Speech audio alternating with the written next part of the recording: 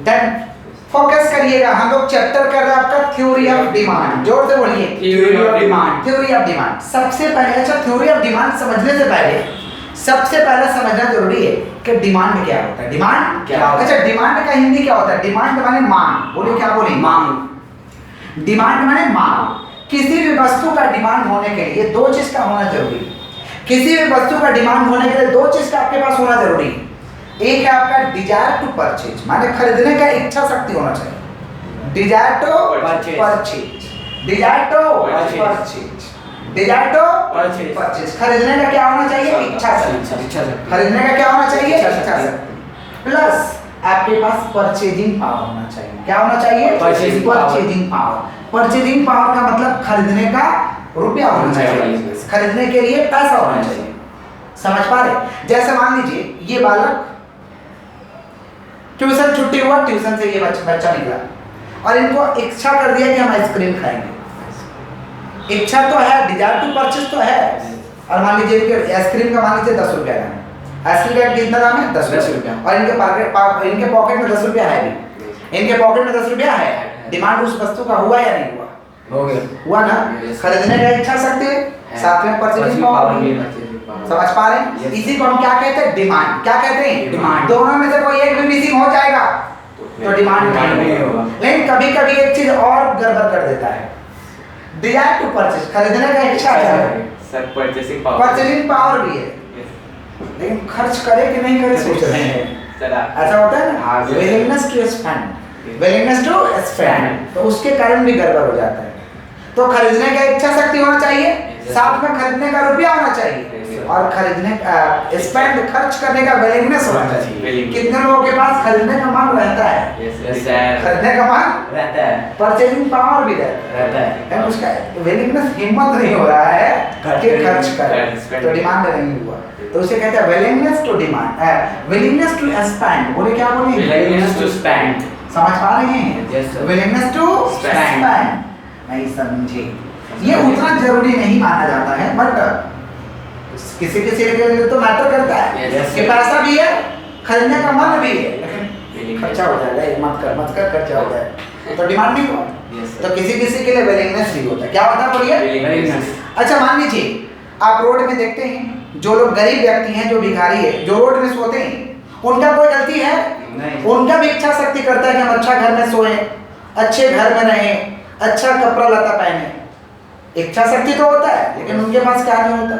Purchasing power. क्या नहीं होता है? Purchasing power. इसलिए डिमांड नहीं होता है। डिमांड माने इसमें से कोई एक भी अगर मिसिंग हो गया तो डिमांड नहीं होता, नहीं होगा। समझे? तीनों चीज का है। मान लीजिए हमारे पास परचेजिंग पावर है, परचेजिंग पावर है, परचेजिंग पावर है, लेकिन कुछ खरीदने की इच्छा शक्ति नहीं हो रहा, डिमांड होगा क्या? नहीं होगा, डिमांड नहीं होगा। तो डिमांड होने के लिए, किसी वस्तु का डिमांड होने के लिए तीनों चीज का होना जरूरी है। जैसे आप ही लोगों को कुछ खरीदने का मन कर देता है, तो आप लोग किससे मांग करते हैं? पापा से। पापा से बोलते, पापा एक तो मेरे को थोड़ा सा मोबाइल फोन खरीद दीजिए। मान लीजिए आप अच्छा वाला मोबाइल फोन का डिमांड कर दिए, 20,000 का मोबाइल फोन खरीद दीजिए। सेट का कोई भी नाम बता दिए, जो भी XYZ कोई भी सेट का नाम बता दिए कि पापा हमको ये वाला लेना है। तो desire to purchase iPhone, oh my God, iPhone लेना है। मान लीजिए पापा को बोल दिए कि हमको आईफोन लेना है। समझ पा रहे? मॉडल का नेम बोलिए तो। आईफोन 12, ठीक है, आईफोन 12 लेना है। अब पापा को बोले खरीदने की इच्छा तो है, लेकिन मान लीजिए पापा का इनकम कम है और वो आईफोन 12 को अफोर्ड नहीं कर पा रहे, माने खरीद नहीं पा रहे, तो क्या डिमांड हुआ? क्या समझे? समझ पा रहे? अच्छा, मान लीजिए अफोर्ड कर पा रहे, लेकिन पापा के इच्छा नहीं है, आईफोन लेगा तुम, डाटू को फैला दिए, माने विलिंगनेस नहीं है। तीनों में से एक भी अगर मिसिंग हो जाए तो डिमांड नहीं होगा। तो कह सकते हैं कि डिमांड होने के लिए तीन चीज का होना जरूरी है, डिजायर टू परचेज,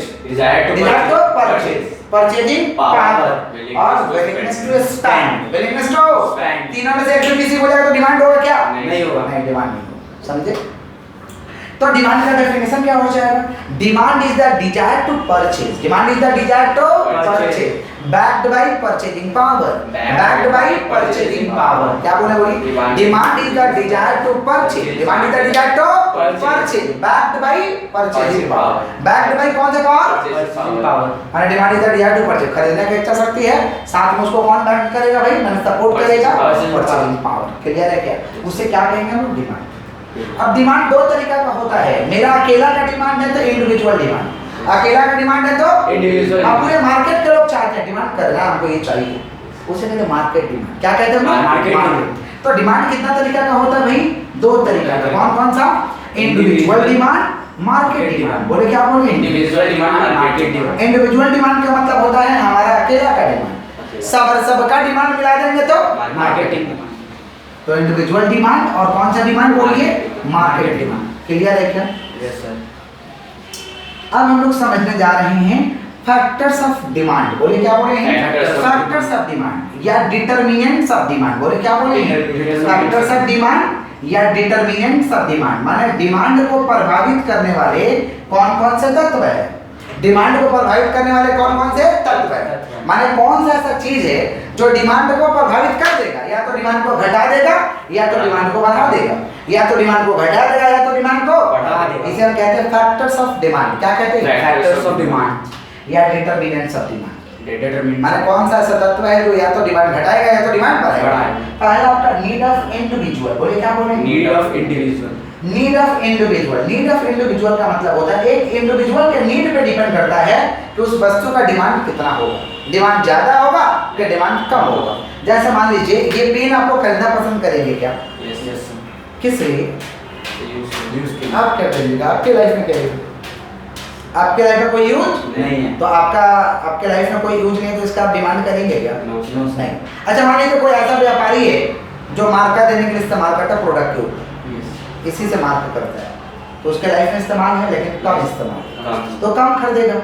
और हम लोग जैसे टीचर के लाइफ में इसका इस्तेमाल ज्यादा है, अभी तो कम हो गया भाई, डिजिटली हो गया है, बट अभी भी इस्तेमाल होता है, तो इसका डिमांड हम लोग के लाइफ में ज्यादा होगा क्योंकि हम लोग ज्यादा इस्तेमाल करते हैं। इसी को हम कहते हैं नीड ऑफ इंडिविजुअल। इंडिविजुअल के नीड पे डिमांड डिपेंड करता है कि अगर ज्यादा जरूरत है तो ज्यादा खरीदेगा, कम जरूरत है तो कम खरीदेगा, नहीं जरूरत है तो नहीं खरीदेगा। इसे कहते हैं नीड ऑफ इंडिविजुअल। बोले क्या बोले? Need of individual. Taste and preference. बोलिए क्या बोले? Taste and preference. Taste and preference का मतलब होता है स्वाद और पसंद पे भी डिमांड डिपेंड करता है। स्वाद और पसंद, स्वाद और पसंद, स्वाद समझते हैं? स्वाद चेंज, डिमांड चेंज, स्वाद चेंज, डिमांड चेंज, पसंद चेंज, डिमांड चेंज। तो टेस्ट एंड प्रेफरेंस के ऊपर क्या चेंज कर डिपेंड करता है? डिमांड। माने if the test and preference of the consumer will be change, demand will be change. अगर कस्टमर का टेस्ट एंड प्रेफरेंस चेंज हो जाता है तो डिमांड भी चेंज हो जाएगा।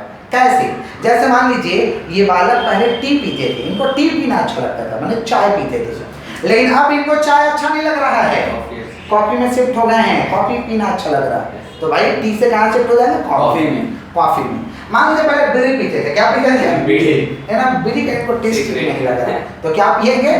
सिगरेट। टेस्ट चेंज हो चुका है, समझे? प्रेफरेंस समझते हैं? प्रेफरेंस का मतलब होता है पसंद। प्रेफरेंस माने पसंद। जैसे मान लीजिए कोई व्यक्ति पहले धोती कुर्ता इस्तेमाल करता था लेकिन उसका पसंद चेंज हो चुका है, वो मान लीजिए कोट पैंट, टाई बेल्ट ये सब इस्तेमाल कर रहा है, समझ रहे? इसको कहते हैं प्रेफरेंस। क्या कहते हैं? प्रेफरेंस। आगे बढ़ें। Yes sir. तो if the test and preference will be change, demand will be change. अगर टेस्ट एंड प्रेफरेंस कस्टमर का चेंज होता है तो डिमांड भी चेंज हो जाएगा। Income of the consumer, customer का इनकम अगर चेंज हो गया तो डिमांड चेंज हो जाएगा।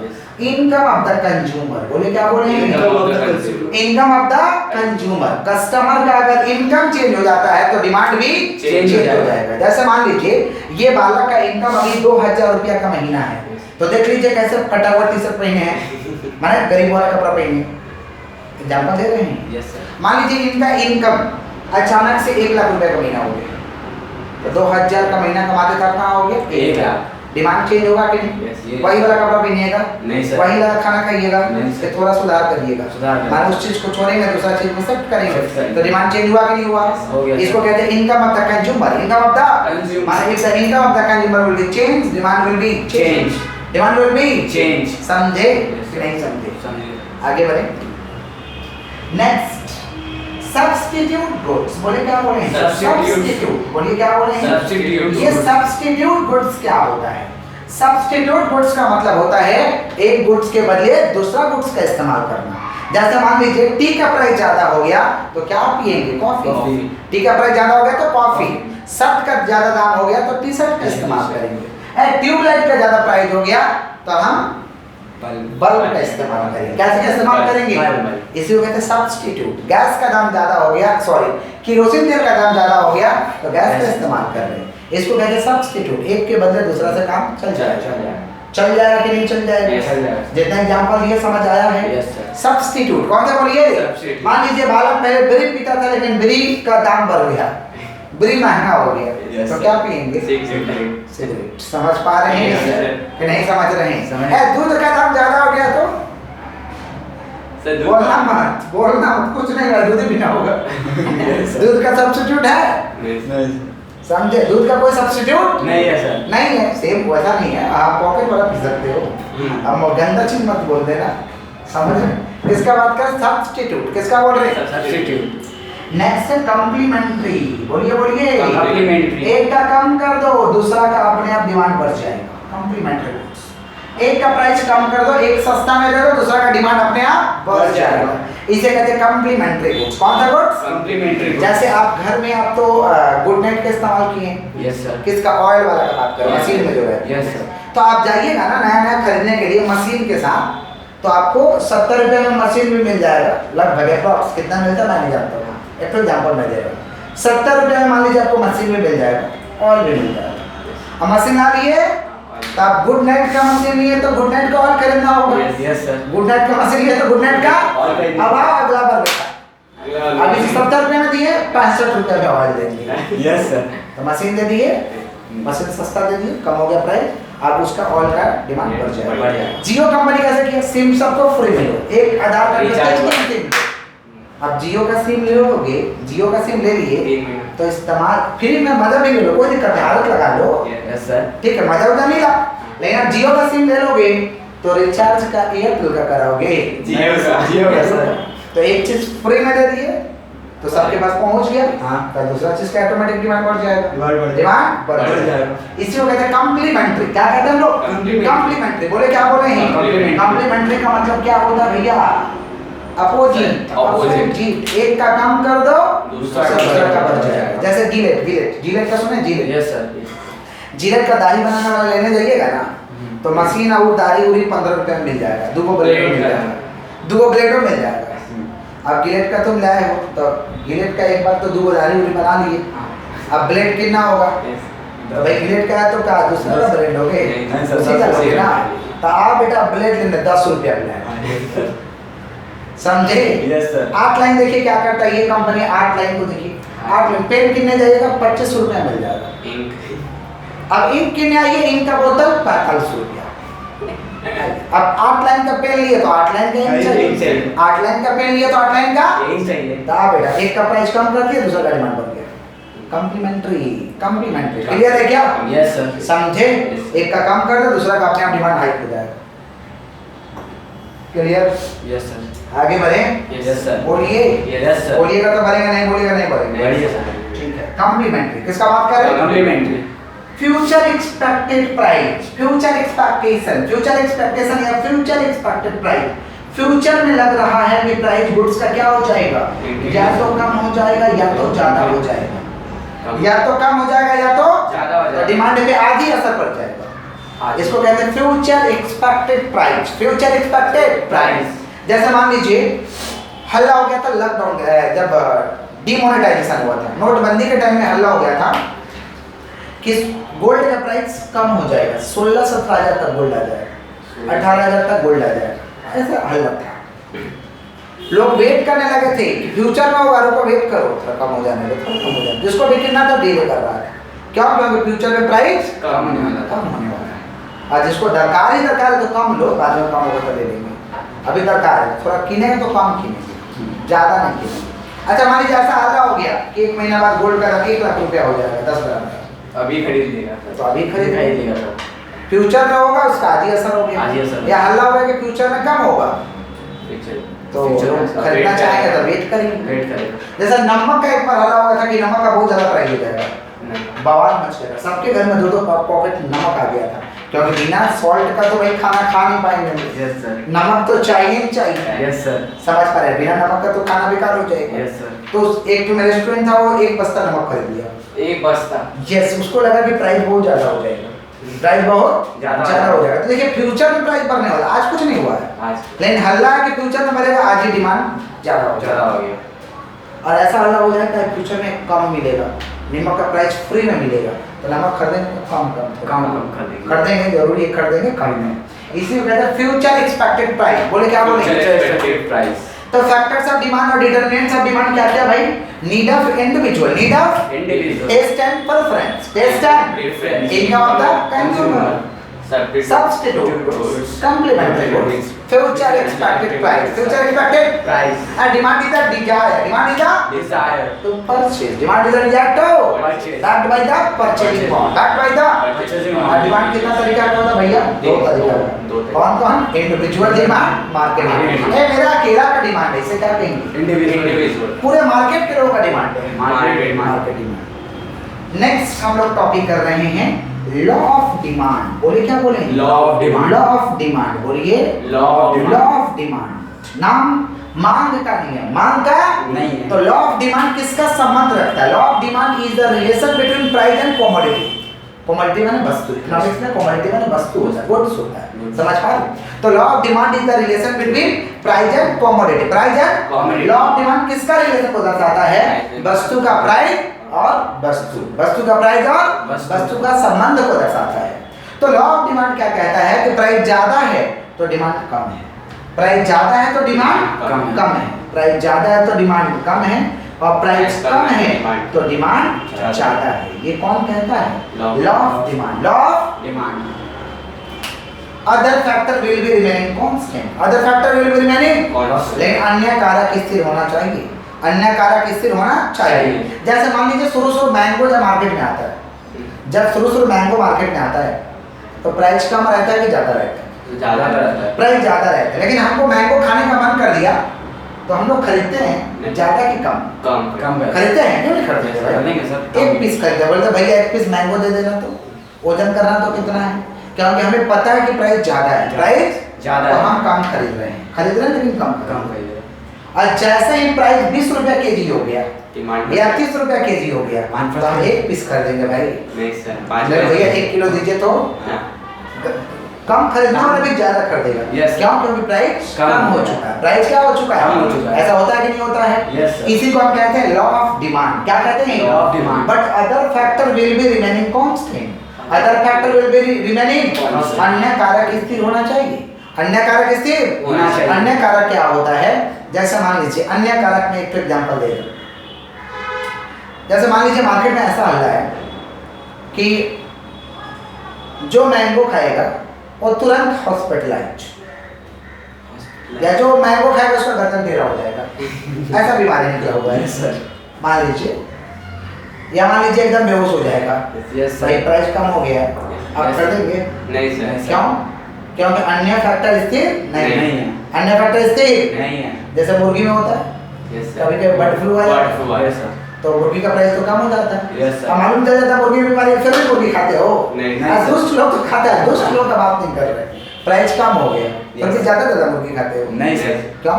क्योंकि अन्य फैक्टर स्थिर नहीं। नहीं, अन्य फैक्टर स्थिर नहीं है। इसी को हम कहते हैं law of demand. Law of demand. तो लॉ ऑफ डिमांड कहता है प्राइस ज्यादा है तो डिमांड कम है, और प्राइस कम है तो डिमांड ज्यादा है। माने law of demand is the relation between, law of demand is the relation between price and commodity. Law of demand is the relation between price and commodity. When price rises, when price demand will be fall, demand will be fall, कम होता है। And vice versa, vice versa माने opposite, vice versa माने opposite. Other factor will be remaining constant, other factor will be remaining constant. अन्य कारक स्थिर होना चाहिए। Diagram थोड़ा सा लॉ ऑफ डिमांड का देख लीजिए कि लॉ ऑफ डिमांड का डायग्राम कैसा होगा। देखिए डायग्राम के लिए दो आपको तो बेसिक कंसेप्ट है वो तो टालना ही पड़ेगा हमेशा। सुनिए डायग्राम के लिए दो डंडी हम लोग को टाल लेना है। Yes sir. वाई ये ओरिजिन होता है एक्स, ये सारे डायग्राम में होगा। Y origin X, Y origin X. ऊपर की तरफ उठ रहा तो अपवर्ड कहते हैं, नीचे की तरफ उठ रहा तो डाउनवर्ड कहते हैं, और यहाँ टच कर गया तो जीरो कहते हैं, यहाँ टच कर गया तो पार कर गया तो निगेटिव कहते हैं, पार कर गया तो नेगेटिव कहते हैं। ठीक है, बेसिक कांसेप्ट के लिए। एंड ऊपर की तरफ जा रहा तो क्या कहेंगे? अपवर्ड। क्या कहेंगे? अपवर्ड। नीचे की तरफ आ रहा तो डाउनवर्ड। यहाँ टच कर गया तो जीरो, टच कर गया तो जीरो, पार कर गया तो नेगेटिव, पार कर गया तो नेगेटिव। समझ रहे हैं? Yes sir. किसका बात कर रहे हैं? Law of demand. किसका बात कर रहे Law of हैं? demand। लॉ ऑफ डिमांड क्या बोला? प्राइस ज्यादा है तो डिमांड कम है। ये ऊपर टालने का मतलब प्राइस ज्यादा है, ऊपर टालने का मतलब प्राइस ज्यादा है, और इधर रहने का मतलब डिमांड कम है। थोड़ा प्राइस कम हो गया तो डिमांड ज्यादा हो गया, थोड़ा प्राइस और कम हो गया तो डिमांड ज्यादा हो गया। देख रहे, प्राइस P1 था तो डिमांड Q3 था, माने Q1 था। प्राइस P2 हुआ तो डिमांड Q2 हो गया, और प्राइस P3 हुआ तो डिमांड Q3 हो गया। माने प्राइस ज्यादा था तो डिमांड कम था, कम था। प्राइस थोड़ा कम हो गया डिमांड थोड़ा ज्यादा हो गया, प्राइस थोड़ा और कम हो गया डिमांड ज्यादा हो गया। ऐसे। प्राइस कम था तो डिमांड ज्यादा हो गया, थोड़ा प्राइस ज्यादा हो गया तो डिमांड कम हो गया, प्राइस थोड़ा और ज्यादा हो गया तो डिमांड कम हो गया। यही तो लॉ ऑफ डिमांड बोला कि प्राइस ज्यादा है तो डिमांड कम है, और प्राइस कम है तो डिमांड ज्यादा है। Other factor will be remaining constant. बना देते हैं भाई। इसका कर्व जो होता है डाउनवर्ड स्लॉपिंग होता है, नीचे की तरफ, नीचे की तरफ। इसे कहते हैं डाउनवर्ड स्लॉपिंग। क्या कहते हैं? डाउनवर्ड स्लॉपिंग, क्योंकि इनवर्स रिलेशन है। कौन सा रिलेशन? एक ज्यादा हो रहा तो एक कम हो रहा है, इसे कहते हैं इनवर्स। इनवर्स माने अपोजिट रिलेशन। इनवर्स माने कौन सा रिलेशन? Opposite relation. कौन सा रिलेशन? तो यहाँ पे कौन सा रिलेशन हो रहा है? Inverse relation. कौन सा रिलेशन? इसे हम कहते हैं अपोजिट रिलेशन। क्या कहते हैं? Opposite relation. आगे बढ़ें। अब हम लोग समझ रहे हैं exception to the law of demand. बोले क्या बोले हैं? Exception to the law of demand. बोले बोलिए एक्सेप्शन। अपवाद में कुछ नियम है भाई, अपवाद में कुछ नियम है। Exception to the law of demand. Exception to the law of demand. Law of demand का कुछ एक्सेप्शन है जहां पे लॉ ऑफ डिमांड का नियम लागू नहीं होगा। लॉ ऑफ डिमांड का नियम लागू माने not applicable the law of demand, don't obey the law of demand. जहां पे लॉ ऑफ डिमांड का नियम लागू नहीं होगा, इसको कहते हैं exception to the law of demand. क्या कहते हैं? Exception to the law of demand. सुनिए क्या है। पहला है डेमोंस्ट्रेशन इफेक्ट। बोले क्या बोले? डेमोंस्ट्रेशन इफेक्ट का मतलब देखा देखी। देखा देखी, पड़ोसी के पास इतना महंगा चीज है तो हमारे पास इतना महंगा चीज होना चाहिए। देखा देखी हम लोग करते हैं, चाहिए तो चाहिए, खरीदेंगे। डेमोंस्ट्रेशन। लेकिन लॉ ऑफ डिमांड तो बोला प्राइस ज्यादा है तो डिमांड कम है। समझे? डेमोंस्ट्रेशन इफेक्ट होता है ना? देखा देखी होता है कि नहीं होता है? स्पेकुलेशन। बोले क्या बोले हैं? स्पेकुलेशन। शेयर मार्केट में ना ऐसा नहीं होता। स्पेकुलेशन माने शेयर मार्केट। शेयर मार्केट में ऐसा नहीं होता। शेयर मार्केट में क्या होता है कि प्राइस ज्यादा है, प्राइस ज्यादा है तो डिमांड भी ज्यादा है, अब प्राइस कम है तो डिमांड भी कम है। लेकिन लॉ ऑफ डिमांड तो ये बात नहीं बोली। लॉ ऑफ डिमांड बोला प्राइस ज्यादा है तो डिमांड कम, और प्राइस कम तो डिमांड ज्यादा है। लेकिन शेयर मार्केट में तो उल्टा हो रहा है कि प्राइस कम है तो डिमांड भी कम है, प्राइस ज्यादा है तो डिमांड भी ज्यादा है। स्पेकुलेशन यहाँ पे एप्लीकेबल नहीं होता। Gift and goods. Gift and goods भी वैसा ही है। गिफ्ट एंड गुड्स क्या होता है? हाईली इंफीरियर गुड्स है। कौन सा गुड्स है? Highly inferior goods. Gift and goods में क्या होता है ना, जहां पे इसको जांच किया गया था, गिफ्ट एंड गुड्स में क्या होता है कि जिस चीज का प्राइस कम होने लगता है उसका डिमांड भी कम ही हो जाता है। गिफ्ट एंड गुड्स कहता है कि जिस चीज का प्राइस कम हो रहा है उसका डिमांड भी कम हो रहा है, और प्राइस ज्यादा हो रहा है तो डिमांड भी ज्यादा हो रहा है। जहां पे टेस्टिंग किया गया था वहां सिर्फ दो ही को प्रोडक्ट था। सर रॉबर्ट ने इसको टेस्ट किया था। सर रॉबर्ट ने इसको टेस्ट किया था। वहां पे दो ही गुड्स था, मीट और पोटैटो। वहां पे दो ही गुड्स था, मीट और पोटैटो। अब जब मीट का दाम ज्यादा होता था ना, वहां के जनता को लगता था ओ माय गॉड मीट ही सबसे बेटर है, पोटैटो को छोड़ देता था। पोटैटो माने आलू, आलू माने मांसो। ठीक है, सब लोग मीट की तरफ बढ़ जाता था। समझे? क्योंकि मीट का दाम ज्यादा लग रहा है। समझे क्या बोलूं? आलू छोड़ देता था क्योंकि आलू का प्राइस कम हो गया, मीट का दाम ज्यादा। अच्छा पोटैटो का दाम बढ़ने लगता था, आलू को लगता था ओ माय गॉड मीट अब ठीक नहीं, आलू ठीक है। आलू ठीक है, आलू की तरफ बढ़ जाएगा। यहाँ पे टेस्टिंग किया गया था गिवन गुड्स। Yes. तो गिवन गुड्स कहता है कि प्राइस ज्यादा है तो डिमांड भी ज्यादा है, Yes. और प्राइस कम है तो डिमांड भी कम है। तो भाई given good highly inferior goods है ये, समझ पाए? Yes. आगे बढ़े हम। Yes, sir. Highly goods. Veblen effect, बोलो क्या बोले हैं? वेवलेन इफेक्ट, बोलो क्या बोले? वेवलेन इफेक्ट। वेवलेन इफेक्ट का मतलब हम लोग का टेंडेंसी नहीं जानते हैं। Tendency. कोई कुछ बढ़िया में सस्ता मिलेगा ना, Yes. मतलब मतलब बहुत सस्ता है, सस्ता बार-बार सस्ता हाँ। टेंडेंसी नहीं जानते हम लोग का। Yes, yes, sir. तो वेवलेन इफेक्ट है। आज मान लीजिए खराब भी गुड्स है, प्राइस जबरदस्त ले रहा है, गुड्स अच्छा है, क्वालिटी है तब तो ले रहा है इतना प्राइस, Yes, sir. ऐसा है कि नहीं? Yes, sir. तो ऐसा सोचते हैं हम लोग। Yes, yes. वेवलेन इफेक्ट, वेवलेन इफेक्ट, समझ पा रहे हैं? Yes. तो लॉ ऑफ डिमांड तो ये बात नहीं बोला कि प्राइस ज़्यादा है तो डिमांड कम है। लॉ ऑफ डिमांड ये बात बोला, ये बात लॉ ऑफ डिमांड क्या बोला? प्राइस ज़्यादा तो डिमांड कम है, ये बात बोला। लेकिन ये तो बात नहीं बोला कि प्राइस ज़्यादा है तो और खरीद लो। नहीं सर। लेकिन वेवलेन इफेक्ट में क्या होता है? प्राइस ज़्यादा प्राइस कम रहता है तो सुनो घटिया गुड्स, और प्राइस समझ पा रहे हैं? Yes sir. प्राइस ज़्यादा है अच्छा यही अच्छा गुड्स, टॉप क्लास का यही गुड्स। हम लोग ऐसा सोचते हैं, इसको कहते हैं वेवलेन इफेक्ट। क्या कहते हैं हम वेवलेन लोग? इफेक्ट। यहाँ पे लॉ ऑफ डिमांड का नियम लागू नहीं होता है, ये लॉ ऑफ डिमांड का एक्सेप्शन है।